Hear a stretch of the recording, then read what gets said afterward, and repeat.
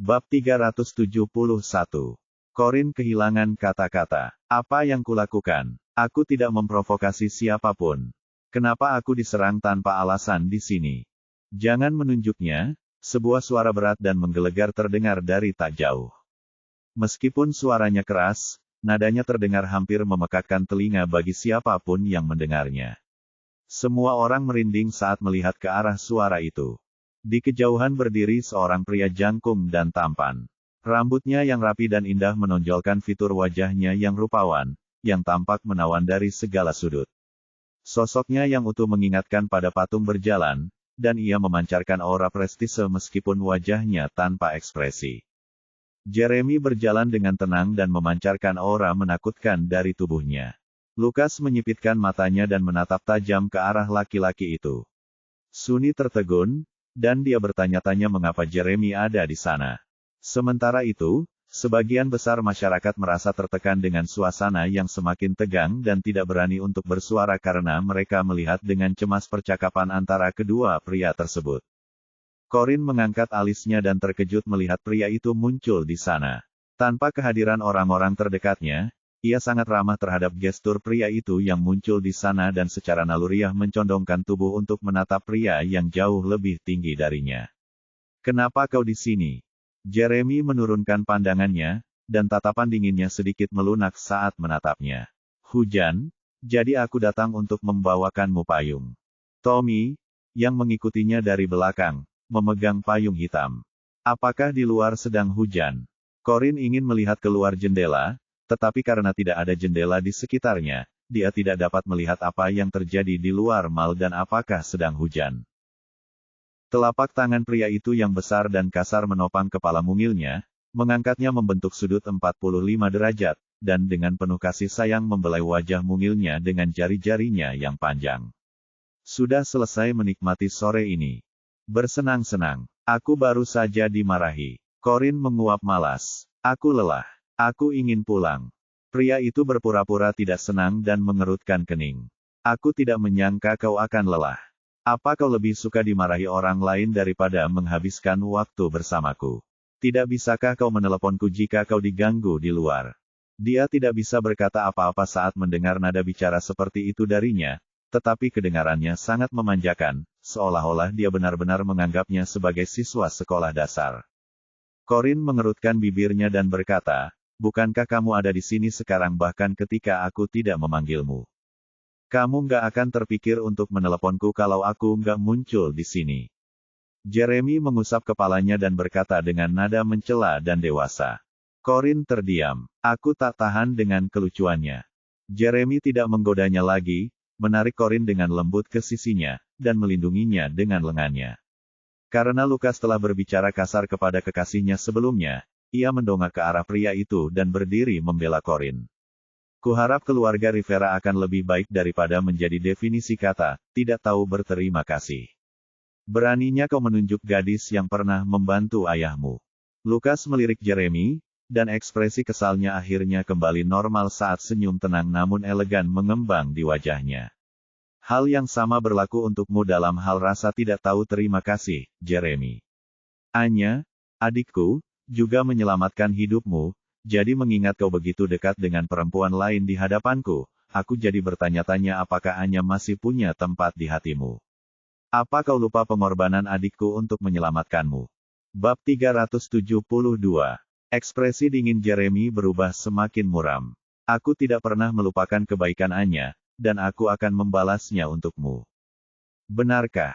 Lukas mencibir dan melirik Corin dengan sedikit sarkasme. Jeremy tampaknya tidak punya alasan untuk berdebat mengenai masalah itu. Ia hanya bersikap sopan kepada keluarga Rivera karena Anya pernah menyelamatkannya. Tanpa basa-basi lagi, ia langsung menggenggam tangan Corin, menuntunnya pergi, dan berkata, "Ayo pulang." Alih-alih pergi, Corin malah memegang tangannya dan memberi isyarat agar dia menunggu sebentar daripada pergi terburu-buru. Jeremy berhenti, sedikit mengernyit, dan meliriknya. Apa yang diinginkannya sekarang? Namun, Corin hanya menatap Lukas dengan tenang sambil berkata, "Bolehkah saya bertanya sesuatu, Tuan Lukas?" Apakah keluarga Rivera punya tradisi di mana seseorang harus selalu mengabdikan hidupnya kepada orang yang menyelamatkan mereka? Lukas menyipitkan matanya. Apa yang ingin kau katakan? Corin tersenyum. Apakah Jeremy harus mengabdikan diri kepada adikmu karena dia telah menyelamatkan hidupnya? Apakah itu tanda tidak tahu berterima kasih jika Jeremy tidak melakukannya? Lukas tetap diam dan menunggu dia melanjutkan. Corin tersenyum tipis dan mengangkat alisnya. Ingat waktu aku menyelamatkan kakekmu. Menurut logikamu, apakah kakekmu juga harus berjanji padaku? Apakah itu berarti kamu harus memanggilku, nenek, sekarang? Mungkin itu pertama kalinya Lukas mendengar ucapan yang kurang ajar seperti itu, dan ekspresinya tiba-tiba berubah saat dia bertanya, apa yang kamu katakan? Sunny pun tercengang. Omong kosong apa yang dibicarakan Corin. Yas dan anak-anak lelaki lainnya awalnya tercengang, lalu terperangah kagum, dan akhirnya harus menahan diri untuk tidak tertawa terbahak-bahak. Tak seorang pun dari mereka menyangka ada orang yang begitu berani berbicara kepada keturunan Rivera seperti itu. Pandangan dunia mereka berubah total. Jeremy mengerutkan kening, melirik Corin dengan ekspresi rumit, dan tidak begitu menyukai analogi yang digunakannya sebelumnya. Corin melanjutkan, yang ingin kukatakan adalah, tindakan menyelamatkan nyawa seseorang seharusnya selalu dilakukan atas dasar kebaikan hati, bukan untuk pamer, memeras emosi seseorang, atau memanfaatkan orang tersebut untuk mendapatkan keuntungan pribadi. Manusia memiliki naluri untuk membantu mereka yang membutuhkan, dan mereka yang berhati tulus akan tergerak untuk melakukannya. Aku yakin orang yang baik dan penuh perhatian seperti kakakmu tidak akan menyelamatkan pacarku hanya karena dia tampan, kan? Jeremy mengangkat alisnya. Meskipun senang mendengar wanita itu memanggilnya, laki-lakiku, ia tidak terlalu suka wanita itu memanggilnya pria tampan.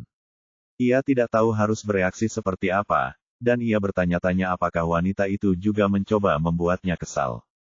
Wajah Sunny yang lembut dan tampan saat itu dipenuhi kesuraman, dan dia tetap diam.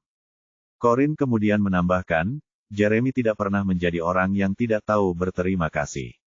Orang itu, dan aku tak ingin mendengar siapapun memanggilnya begitu. Memang benar adikmu adalah penyelamat Jeremy, tapi Jeremy tak pernah meninggalkan adikmu. Suamiku bergegas menyelamatkan adikmu ketika menerima telepon darinya, dan adikmu bahkan meneleponnya untuk meminta agar dia dipulangkan. Bisakah kau bayangkan orang mulia seperti dia harus melakukan semua itu? Bukankah dia selalu membantu adikmu setiap kali dia menghadapi masalah? Jika adikmu sakit dan membutuhkan transfusi darah atau donor organ, aku yakin Jeremy akan merasa wajib untuk mendonorkannya tanpa keberatan. Namun, memaksanya melakukan pemerasan emosional akan memberi kesan bahwa keluarga Rivera itu kasar dan tidak bermartabat.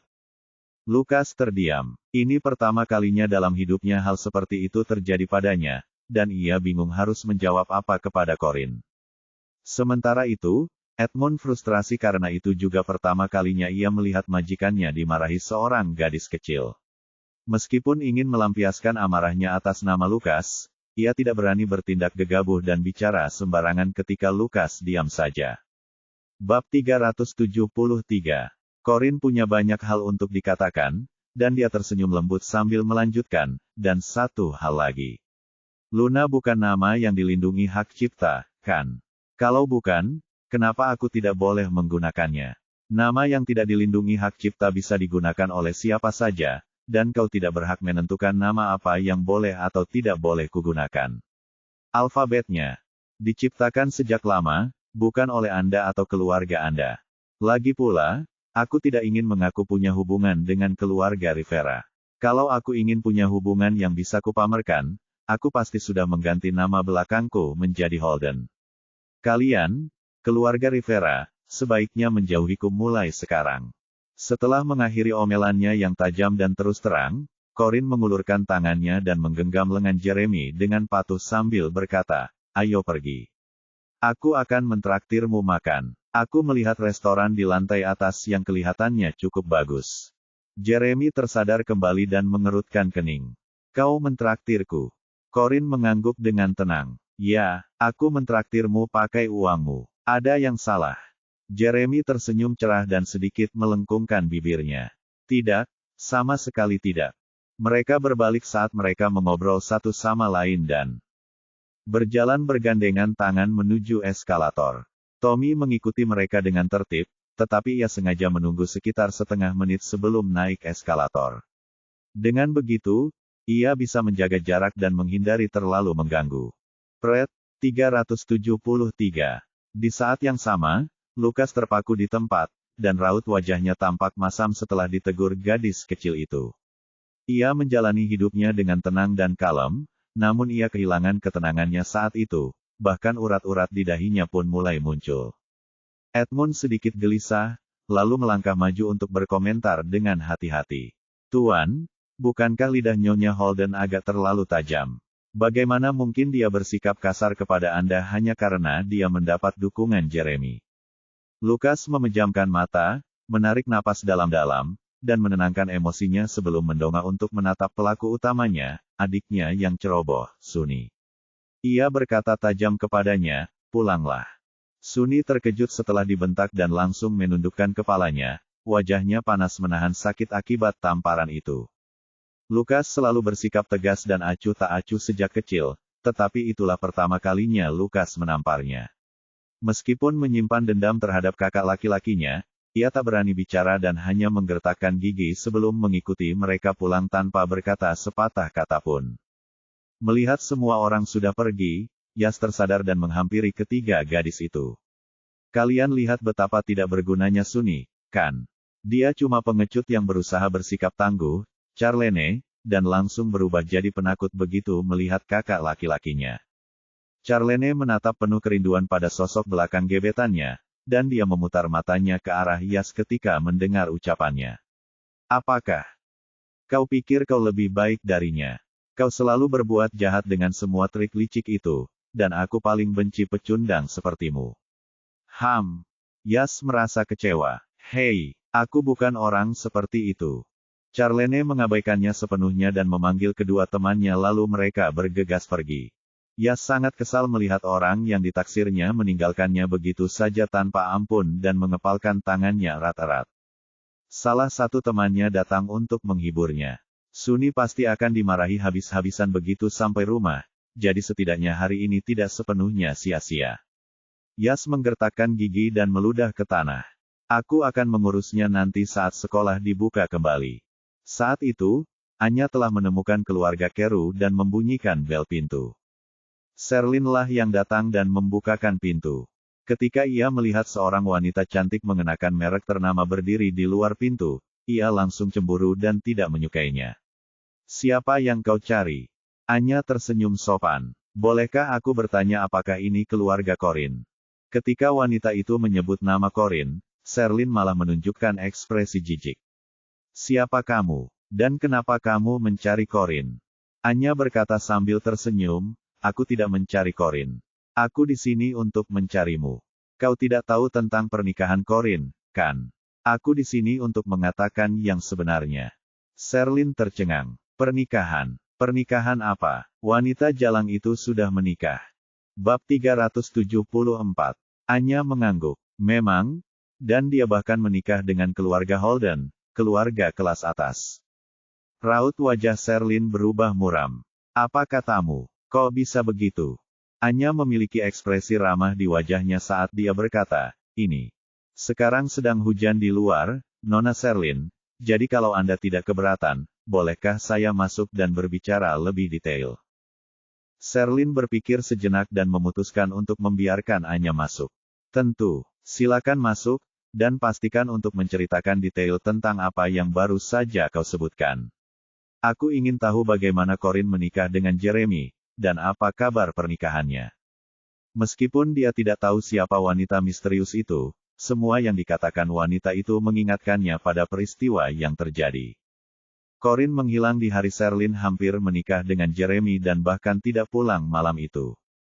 Ketika Corin muncul kembali keesokan harinya, ia kembali mengenakan jas pria bermerek mahal dan tiba-tiba memberitahu ayah mereka bahwa ia ingin pindah. Sherlyn kemudian mengawasi Corin dengan ketat dan diam-diam mengikutinya untuk mencari tahu apa yang terjadi. Saat itulah ia mengetahui bahwa Corin memasuki kawasan perumahan mewah di pusat kota, dan ketika dikonfrontasi, Corin menjelaskan bahwa ia bekerja paruh waktu di sana sebagai pembantu untuk tesisnya. Kalau dipikir-pikir lagi, Sherlyn merasa semua itu sangat mencurigakan. Terlebih lagi, ketika sutradara Goran mengunjungi Jeremy di Lunar Century Manor, Jeremy terus menatap Corin yang saat itu bekerja sebagai asisten Sherlyn dengan tatapan yang sangat aneh. Saat Sherlyn menghubungkan titik-titik itu, ia merasa semuanya menjadi semakin aneh. Apa perempuan jalang licik itu menikahi Jeremy dengan memakai namaku di hari pernikahan dan merebut pria yang seharusnya menjadi milikku? Kalau begitu, Corin sialan itu sungguh tak tahu malu. Anya dipersilakan masuk, dan 15 menit kemudian, ia menjelaskan bagaimana Corin menikahkan Jeremy dengan Marvin, Liliana, dan Sherlyn. Tentu saja ia sedikit melebih-lebihkan cerita itu agar lebih sesuai dengan tujuannya. Setelah mendengar itu, Sherlyn menjadi sangat marah sampai-sampai dia berdiri dari sofa, melompat, dan berteriak, "Ayah, Ibu. Kalian dengar itu, kan? Corin mencuri pengantin priaku hari itu. Aku tahu ada yang salah dengan pernikahan itu. Kenapa keluarga Holden bisa mengirim seseorang untuk membawa mas kawin ke rumah kami? Mereka bahkan belum meminta untuk dikembalikan. Pasti itu kesalahan. Ternyata, ini semua salah Corin. Dia pakai triknya buat cegah Jeremy datang jemput calon istrinya, yang mana aku yang rugi. Dia tanpa malu-malu merayu calon suamiku dan berhasil nikahin aku sama keluarga Holden. Seharusnya aku yang nikahin aku sama keluarga Holden. Dia yang paling parah." Liliana juga sangat frustrasi ketika mendengar bahwa kesalahpahaman besar di hari pernikahannya mendorong Marvin untuk menamparnya di depan semua kerabat dan teman mereka. Kejadian itu sangat traumatis sehingga dia masih malu bertemu sanak saudaranya. Jadi itu benar. Ini semua ulah Corin. Bab 375. Liliana menarik lengan Marvin dengan perasaan sedih sekaligus marah. Marvin. Corin mewarisi berbagai kebiasaan buruk dari pedesaan, dan ia telah menyimpang dari jalan yang benar bahkan setelah diterima di universitas di kota. Yang ia pikirkan hanyalah bagaimana memanfaatkan kesempatannya untuk mendapatkan koneksi dengan keluarga kelas atas. Ketika Corin melihat Sherlyn telah memikat Jeremy dan akan menikah dengan keluarga Holden, ia cemburu dan berencana merebut kesempatan itu darinya. Setelah Sherlyn meninggalkan dunia hiburan untuk menikah, karir aktingnya tak pernah sebagus dulu, dan kesempatan untuk menikah dengan keluarga baik-baik pun telah direnggut darinya. Saat Liliana berbicara, dia merasa kasihan atas apa yang terjadi pada putri kesayangannya dan menyeka air matanya karena sedih. Marvin merasa tidak senang, dan ia mengerutkan kening ketika melihat betapa sedih dan terpuruknya istri dan putrinya. Ia mengerutkan kening dalam-dalam sejak Anya mulai menjelaskan apa yang telah terjadi, dan ia juga terbakar amarah di lubuk hatinya. Namun, ia sedikit lebih bijaksana dan waspada dibandingkan istri dan putrinya. Ia memperhatikan Anya dengan saksama, yang datang ke rumah mereka tanpa alasan yang jelas, dan mengamati cara Anya membawa diri.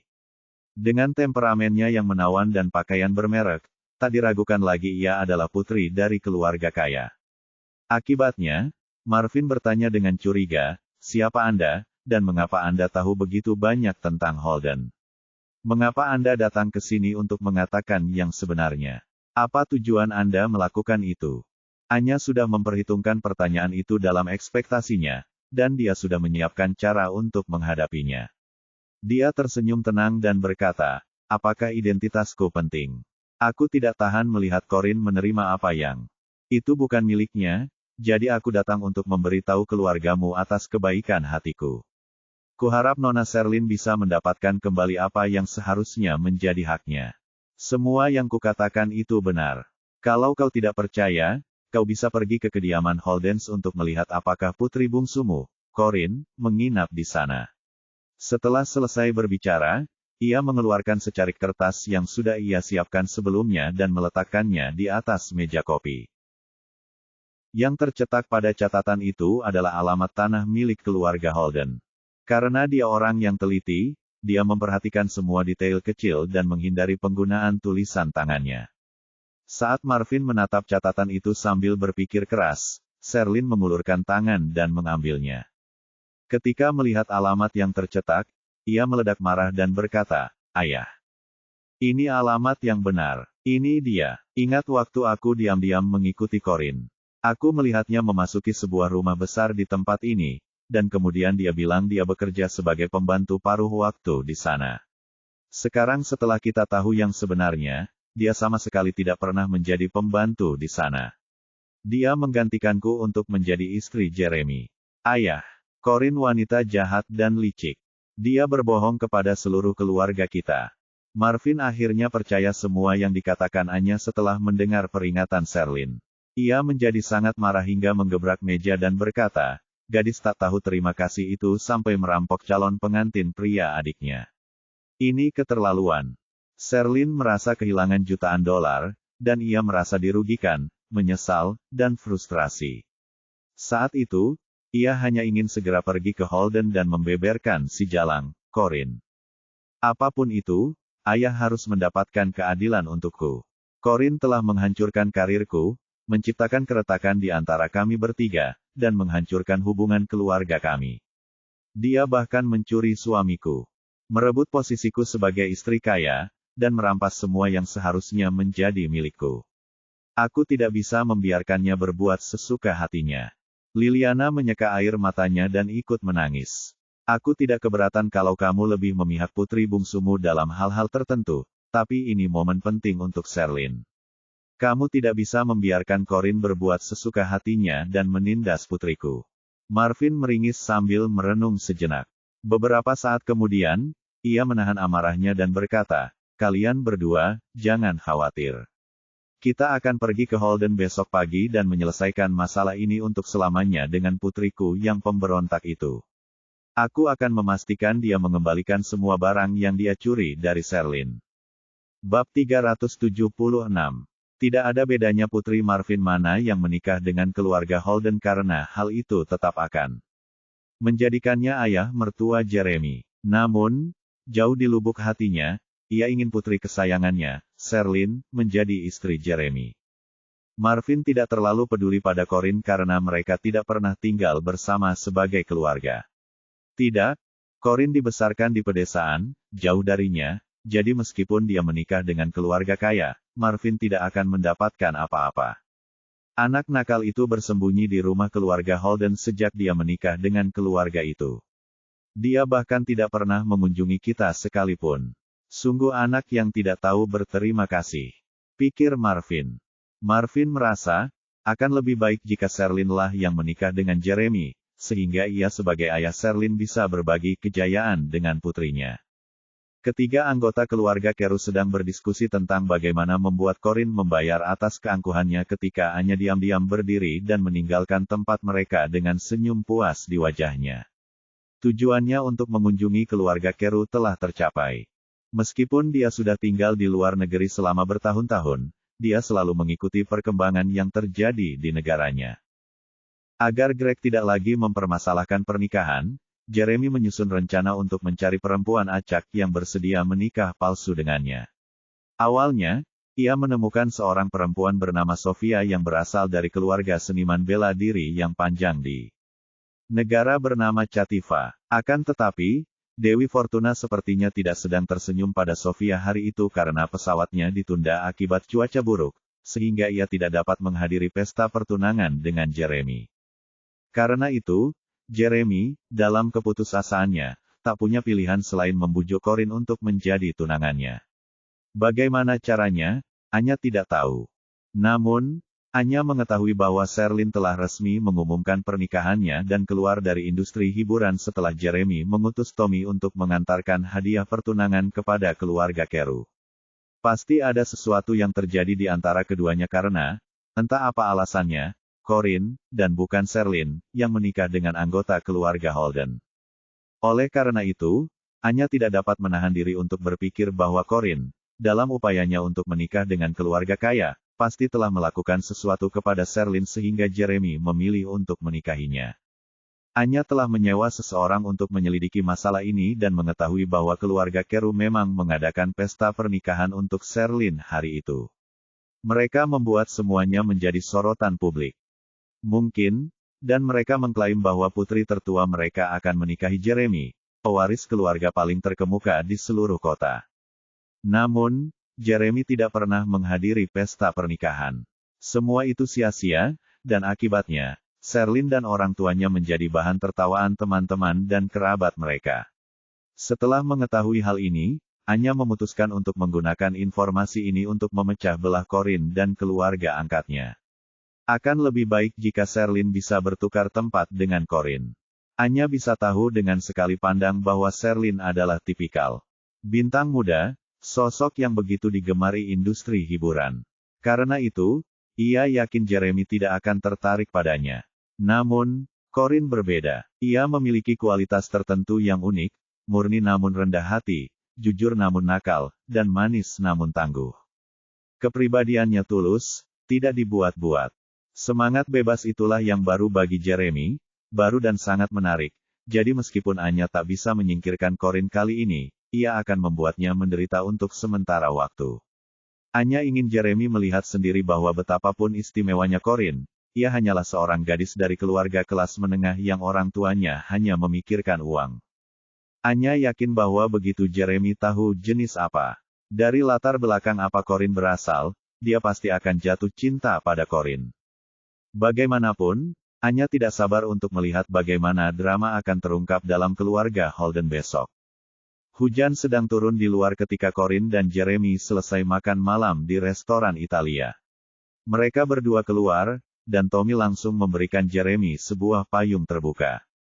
Jeremy mengambil payung dan memutarnya ke arah Corinne dengan santai. Kamu mau pulang hari ini pakai apa? Subway atau bus? Corinne mengangkat sebelah alisnya dan menatap hujan. Lalu, memiringkan kepalanya menatap Jeremy dan berkata, ayo kita bawa mobilmu karena sudah ada di sini. Agak berlebihan kalau aku memaksamu naik bus atau kereta bawah tanah dalam cuaca seperti ini. Aku mungkin bukan gadis baik yang biasa, Tuan, tapi aku bukan tipe orang yang suka berdrama. Bab 377. Jeremy menoleh ke arah Tommy dan memberi isyarat dengan matanya untuk mengemudikan mobil. Ia lalu kembali menatap Corinne yang nakal, menepuk kepalanya, dan berbisik, ya, aku tahu kau gadis paling perhatian di dunia. Hal ini langsung membuat Corinne cemberut. Aku tahu dia mengalah, tapi kenapa pujiannya terdengar agak tidak tulus? Pikirnya. Jeremy terlebih dahulu memastikan Corinne masuk ke mobil dengan aman sebelum menyimpan payung dan mengikutinya masuk. Kemudian, Tommy perlahan-lahan melajukan mobil menjauh dari pusat perbelanjaan. Corinne mengeluarkan ponselnya untuk melihat waktu dan membalas beberapa pesan. Lalu ia teringat sesuatu, jadi ia melirik Jeremy dan bertanya, ngomong-ngomong, Pak, kok Bapak tahu saya ada di mall hari ini? Jeremy tidak menjawab pertanyaannya dan malah mengambil salah satu dokumen yang tergeletak di kursi dan mulai membacanya.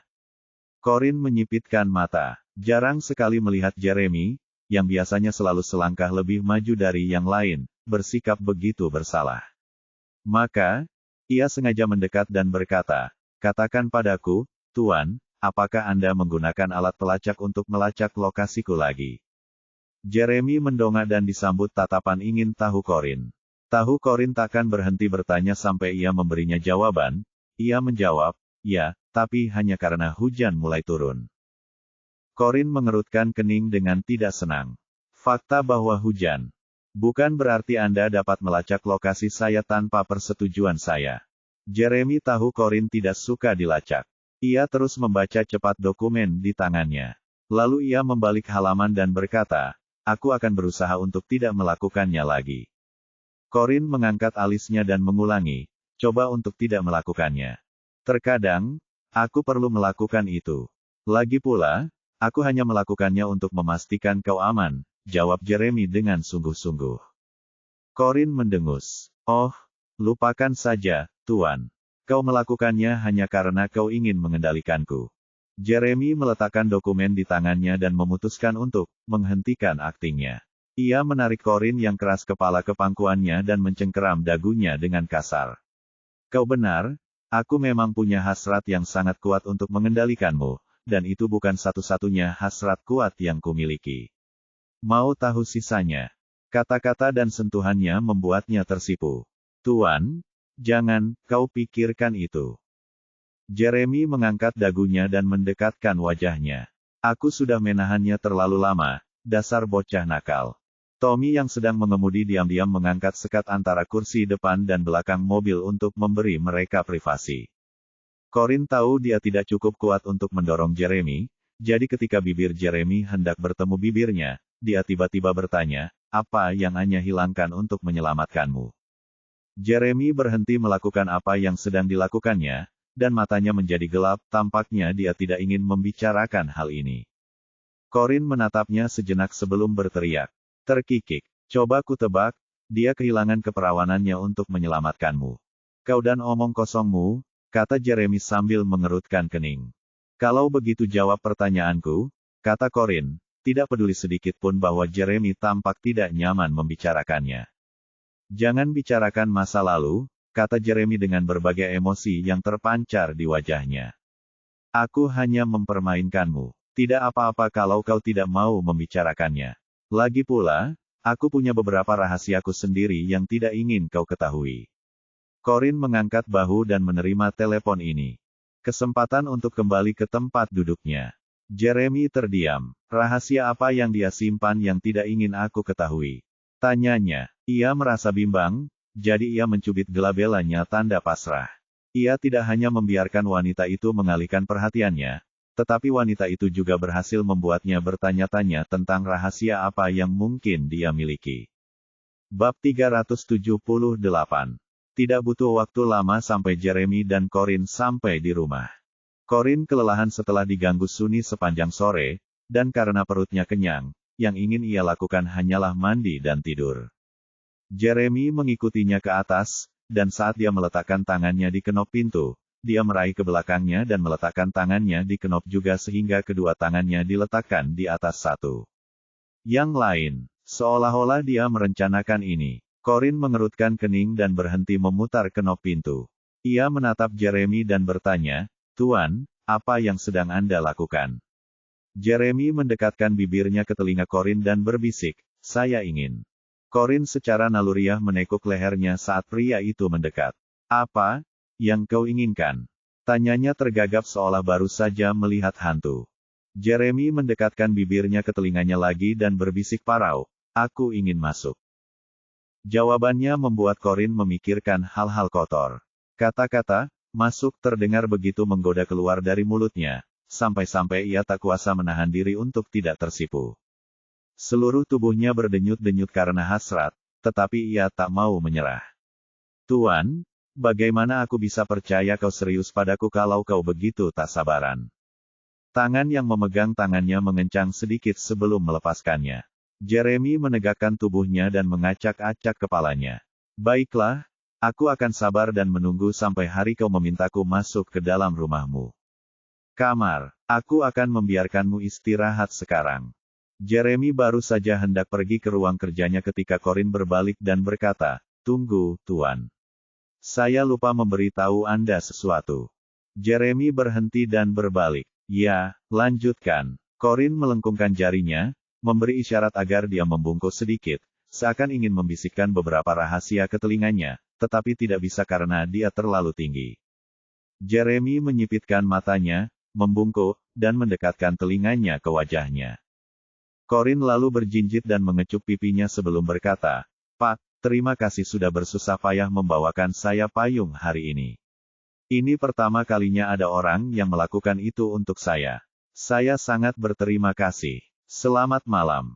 Ciuman dan ucapan selamat malam, hanya itu yang dibutuhkan untuk melembutkan hati Jeremy. Namun, sayang sekali Corinne menutup pintu di depan Jeremy sebelum ia sempat berkata apa-apa. Dengan suara keras, ia menyelinap masuk ke kamar, dan Jeremy bahkan bisa mendengarnya mengunci pintu. Itu memadamkan rasa sayang Jeremy yang masih tersisa padanya saat itu. Rasanya semakin lembut Corinne di hadapan Jeremy, semakin ia tak sabar untuk menjauh darinya. Jeremy terdiam. Dia melihat ke arah pintu yang terkunci dan menyentuh titik ciuman Corinne, dan ia bisa merasakan kehangatan bibir Corinne yang masih tersisa. Mengingat kembali ciuman itu, ia tersenyum dan mulai berjalan menuju ruang kerja. Setelah mandi, Corinne menyalakan komputernya dan masuk ke akun email perusahaan untuk memeriksa apakah dia menerima umpan balik atas gambarnya dari Jeremy. Seperti dugaannya, ada email tak nyata darinya di kotak masuk, jadi dia langsung mengekliknya. Isi balasannya sederhana dan singkat, seolah-olah mengatakan lebih banyak lagi akan membuatnya membayar lebih. Corinne hanya perlu membaca satu kalimat ini. Desain Anda cukup bagus, tetapi tidak sepenuhnya menggambarkan perasaan yang saya cari. Hal ini langsung membuat Corinne mengernyit. Semua klien sama saja. Mereka memberi kebebasan untuk berkreasi di awal, tapi kemudian kembali dengan umpan balik seperti ini. Bagaimana saya bisa mengedit desain kalau mereka tidak memberi saya umpan balik yang konkret? Setelah memikirkannya sejenak, Corinne menjawab, Pak Holden, saya sangat menyesal Anda tidak puas dengan desainnya. Bolehkah saya bertanya desain seperti apa yang Anda cari? Saya akan sangat berterima kasih jika Anda bisa memberikan deskripsi singkat yang Anda inginkan. Terima kasih. Setelah menekan tombol "Kirim", Corinne pergi mengeringkan rambutnya. Saat rambutnya kering, ia sudah menerima balasan dari Jeremy. Bab 379.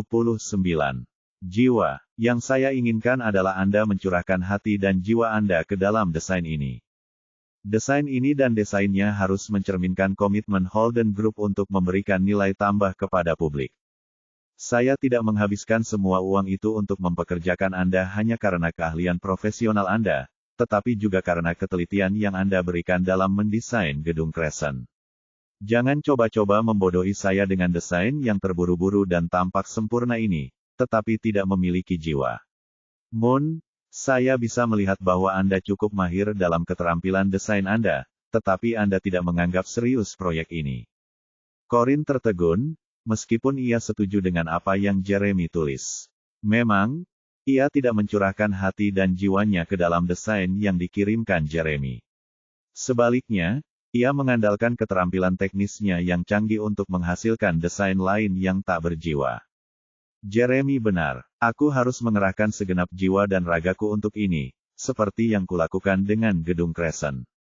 Lagi pula, wajar saja kalau dia menuntutku untuk membuat desain yang lebih baik karena dia membayar $150 juta, pikir Corinne. Maka, dia menjawab, baiklah, saya mengerti. Terima kasih telah menunjukkannya. Mohon beri saya waktu untuk membuat desain baru. Saya jamin Anda akan puas dengan desain selanjutnya. Tidak ada balasan dari Jeremy setelah ini. Duduk di depan komputer, Corinne menopang dagunya dengan tangan dan mulai menuangkan beberapa ide. Draft sebelumnya sama sekali tidak berguna baginya karena ia harus memulai dari awal lagi. Saya perlu membuat konsep desain baru untuk gedung baru Holden Group. Keesokan paginya, Jeremy secara khusus meminta Bowen untuk tidak membangunkan Corinne yang sedang tertidur. Ia lalu sarapan dan pergi bekerja. Pada saat itu, Corinne belum terbangun, dan tanpa sepengetahuannya, Sherlyn dan orang tuanya telah tiba di luar rumahnya. Setelah Sherlyn keluar dari mobil, ia menunjuk ke arah rumah besar itu dan berkata dengan kesal, Bu, Ayah, ini dia tempatnya. Aku melihat Corinne masuk ke rumah seolah-olah dia pemilik rumah ini terakhir kali. Marvin dan Liliana tercengang melihat betapa besarnya rumah besar itu. Mereka tahu butuh lebih dari sekadar uang untuk bisa memiliki rumah besar seperti itu di pusat kota. Hanya keluarga berpengaruh dan terkemuka seperti keluarga Holden yang bisa mendapatkan izin untuk membangun rumah besar tepat di tengah kota. Marvin, lihat betapa megahnya rumah besar ini. Putri kita pasti sudah tinggal di sana sebagai istri Jeremy kalau bukan karena Corinne. Kita bisa mampir kapan saja mau mengunjunginya daripada berdiri di luar seperti ini, kata Liliana getir. Marvin mengerutkan kening dengan sedih. Ia merasa seolah baru saja kehilangan kesempatan mengantongi $15 juta, dan itu semua salah Corinne. Karena itu, ia bertekad untuk mengungkap semuanya. Sherlyn, pergilah dan bunyikan bel pintu. Sherlyn mengangguk dan memencet bel pintu berulang kali dengan marah. Namun, gerbang tidak terbuka untuk mereka. Malah, wajah seorang pria tua muncul di monitor. Bolehkah saya tahu siapa yang Anda cari? Tanya lelaki tua itu dengan ramah. Kami sedang mencari Corinne. Apakah dia ada? Jawab Sherlyn. Bowen agak terkejut dengan penemuan itu, dan langsung bersikap waspada. Ah, Anda mencari nyonya. Ada urusan apa dengan Anda? Sherlyn rasanya ingin meledak marah saat mendengar Bowen memanggil Corin dengan sebutan Nyonya. Ia menggertakkan gigi dan berkata, "Bu, Ayah, kalian berdua dengar dia memanggil Corin dengan sebutan Nyonya. Ini membuktikan semua yang dikatakan Anya kemarin itu benar. Aduh, aku sampai bisa mencekik orang sekarang juga karena marahnya." Karena lebih berpengalaman daripada Sherlyn, Liliana dengan tenang menyingkirkan Sherlyn yang terlalu emosional dan berkata kepada Bowen, "Halo. Kami, Ayah, Ibu, dan saudara perempuan Corin, senang bisa mampir mengunjunginya sebentar. Kalau dia ada di rumah, maukah kamu berbaik hati membukakan gerbang untuk kami?" Bab 380. Bowen terkejut mendengar ucapan Liliana, tetapi langsung memasang senyum hormat dan ramah. "Jadi, mereka keluarga Nyonya. Sungguh suatu kehormatan mereka datang ke sini. Saya harus memastikan untuk memperlakukan mereka dengan penuh hormat." Namun, ia juga mengingatkan dirinya sendiri bahwa ia perlu memastikan mereka bertiga memang orang yang mereka klaim. Ia tidak bisa membiarkan siapapun masuk tanpa memastikan identitas mereka, jadi ia berkata, "Tunggu sebentar. Saya perlu memberitahu Nyonya dulu." Ia meninggalkan interkom dan naik ke atas untuk memberitahu Corin tentang kunjungan mendadak dari keluarganya. Meskipun Jeremy secara khusus memintanya untuk tidak membangunkannya, ia terpaksa melakukannya karena semuanya terjadi begitu tiba-tiba. Ketukan di pintu membangunkan Corin. Ia mengerutkan kening dan menjawab dengan lesu, "Iya. Nyonya, ada pasangan parubaya dan putri mereka yang sepertinya seumuran Anda datang mengunjungi Anda. Mereka bilang mereka keluarga Anda, tapi saya tidak yakin itu benar, jadi saya datang untuk bertanya." "Pasangan parubaya dan putri mereka yang kelihatannya seusia denganku. Keluargaku," pikir Corin. Tiba-tiba kelopak matanya terbuka lebar karena rasa kantuk meninggalkan tubuhnya. "Keluarga Keru ada di sini. Bagaimana mereka tahu aku di sini? Dengan cara apapun. Kasus, mereka pasti sudah tahu aku sudah menikah dengan Jeremy sejak mereka punya. Sudah bersusah payah datang ke sini, jadi tidak ada gunanya bersembunyi dari mereka lagi." Corin duduk dan dengan santai menyisir rambutnya yang acak-acakan dengan jari-jarinya yang ramping. Setelah memutuskan langkah selanjutnya, ia berkata dengan tenang, "Bowen, biarkan mereka masuk dan minta mereka menungguku di ruang tamu. Aku akan turun segera setelah selesai mandi." "Baik, Bu," jawab Bowen, lalu dia turun untuk melakukan apa yang diinstruksikan. Sherlyn menjadi tidak sabar sampai-sampai ia mulai mengumpat Corin. Baginya, seharusnya Corin yang menjadi Nyonya Holden yang sah, jadi beraninya Bowen membiarkannya menunggu di luar begitu lama. "Begitu aku mengambil kembali apa yang menjadi hakku, tugas pertamaku sebagai Nyonya Holden yang sah adalah memecat orang tua terkutuk itu," geram Sherlyn dalam hati. Tiba-tiba, gerbang terbuka, dan keluarlah dua pelayan yang membungkuk hormat kepada mereka sebelum mempersilakan mereka bertiga masuk. Sherlyn melotot dan memutar bola matanya ke arah kedua pelayan itu sebelum menggerutu dengan marah, "Apa yang kalian pikirkan? Beraninya kalian membuat saya dan orang tua saya menunggu di luar begitu lama. Apa kalian tidak takut saya akan meminta Jeremy memecat kalian?" Kedua pelayan itu tercengang sekaligus bingung. Meskipun begitu, mereka tetap bersikap hormat kepada keluarga Keru karena Bowen secara khusus memerintahkan mereka untuk melakukannya, dengan mengatakan bahwa keluarga Keru adalah keluarga Corin. Ia berpesan agar mereka memperlakukan mereka dengan penuh hormat. "Apa yang memberinya hak untuk memarahi dan mengancam kita seperti itu?" pikir salah satu pelayan dengan tidak senang.